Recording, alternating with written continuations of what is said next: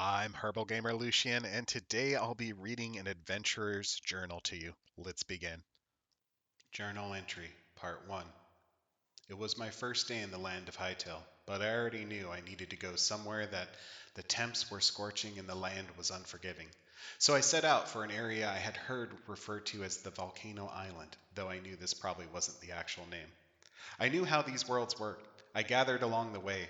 I would need sticks and stones, probably to break some bones, but those words would never hurt me.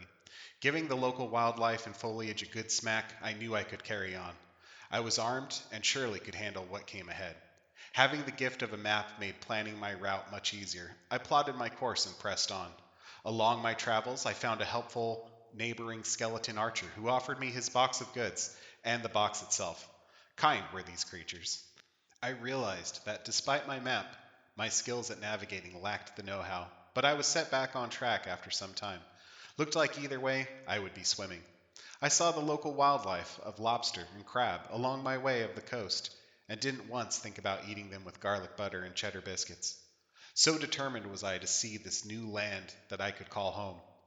Luck struck again as I made my way down the coastline. Animal parts, providing by the local wolf. He too offered everything he had to help after some sword negotiations. Finally, on the horizon, I could see my destiny, the hellish landscape I'd call home.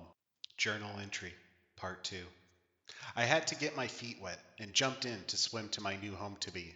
Along the way, I noticed the locals enjoying their favorite pastime, dying in lava.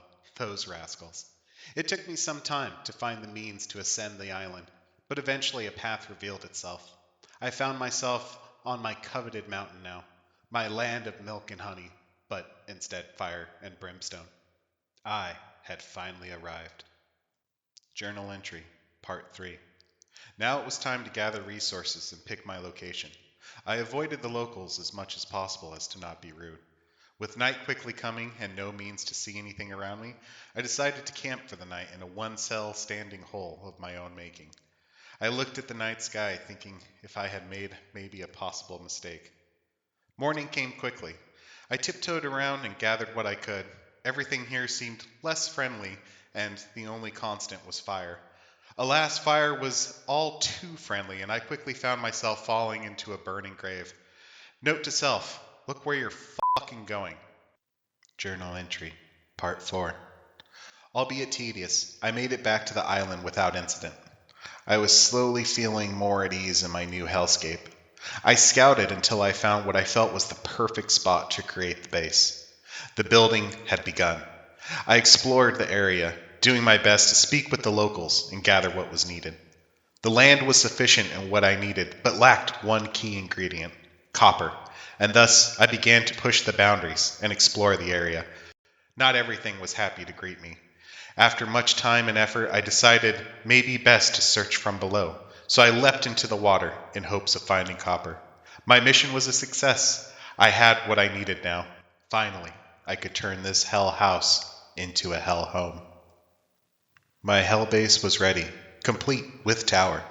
I could start living now. I could start playing now. I had done what I set out to do. I made my stand in the land of fire and cinder. I hope you enjoyed the journal entry readings as much as I did making them. If you had your own saga in Hytale, let me know in the comments. Or if you like this and you'd like to see more, let me know. I hope you enjoyed the video, and I'll see you all next time.